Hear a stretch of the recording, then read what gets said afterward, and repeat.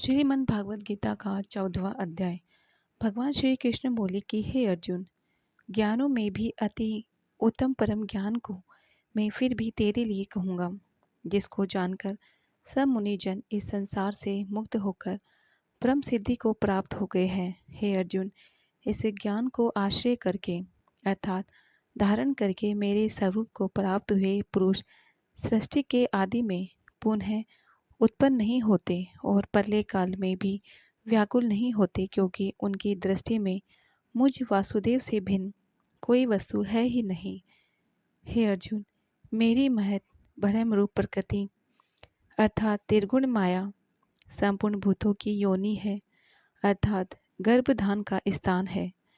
और मैं उस योनि में चेतन रूप बीज को स्थापन करके उस जड़ चेतन के संयोग से सब भूतों की उत्पत्ति होती है। हे अर्जुन, नाना प्रकार की सब योनियों में जितनी मूर्तियाँ उत्पन्न होते हैं, उन सबकी त्रिगुण माया तो गर्भ को धारण करने वाली माता है, और मैं बीज का स्थापन करने वाला पिता हूँ।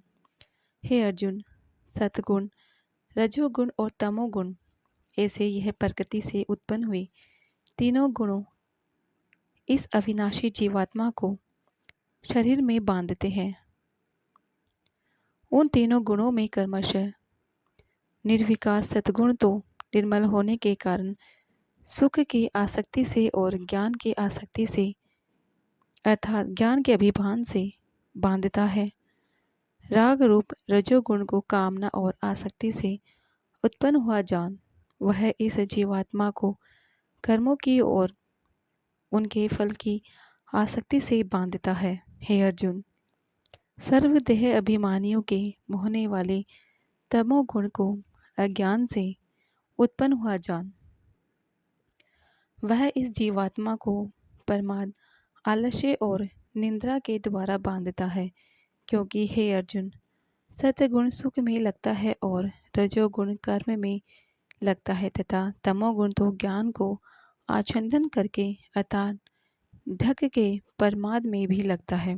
हे अर्जुन, रजोगुण और तमोगुण को दबाकर सतगुण होता है अर्थात बढ़ता है, तथा रजोगुण और सतगुण को दबाकर तमोगुण बढ़ता है। वैसे ही तमोगुण और सतगुण को दबाकर रजोगुण बढ़ता है।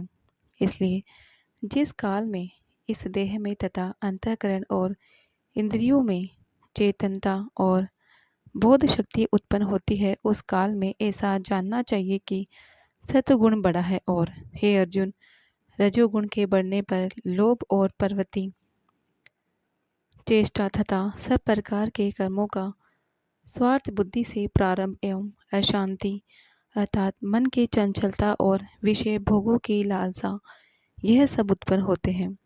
हे अर्जुन, तमोगुण के बढ़ने पर अंतःकरण और इंद्रियों में अप्रकाश एवं कर्तव्य कर्मों में अप्रवृत्ति और प्रमाद अर्थात व्यर्थ चेष्टा और निद्रा आदि अंतःकरण की मोहिनी प्रवृत्तियाँ, यह सब ही उत्पन्न होते हैं। हे अर्जुन, जब यह जीवात्मा सद्गुण की वृद्धि में मृत्यु को प्राप्त होता है, तब तो उत्तम कर्म करने वालों के मल रहित अर्थात दिव्य स्वर्ग आदि लोकों को प्राप्त होता है।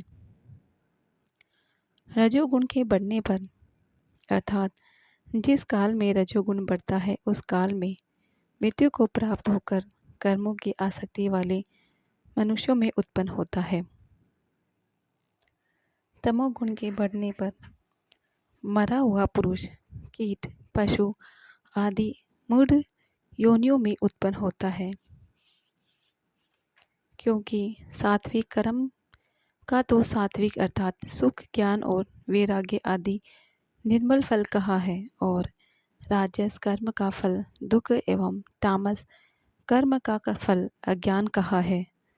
सतगुण से ज्ञान उत्पन्न होता है और रजोगुण से निसंदेह लोभ उत्पन्न होता है, तथा तमोगुण से प्रमाद और मोह उत्पन्न होते हैं और अज्ञान भी होता है। इसलिए सत्व गुण में स्थित हुए पुरुष स्वर्ग आदि उच्च लोगों को जाते हैं, और रजोगुण में स्थित राजस पुरुष मध्य में अर्थात मनुष्य लोक में ही रहते हैं, और तमोगुण के कार्य रूप निद्रा, प्रमाद और आलस्य आदि में स्थित हुए तामस पुरुष अधोगति को अर्थात कीट, पशु आदि नीच योनियों को प्राप्त होते हैं।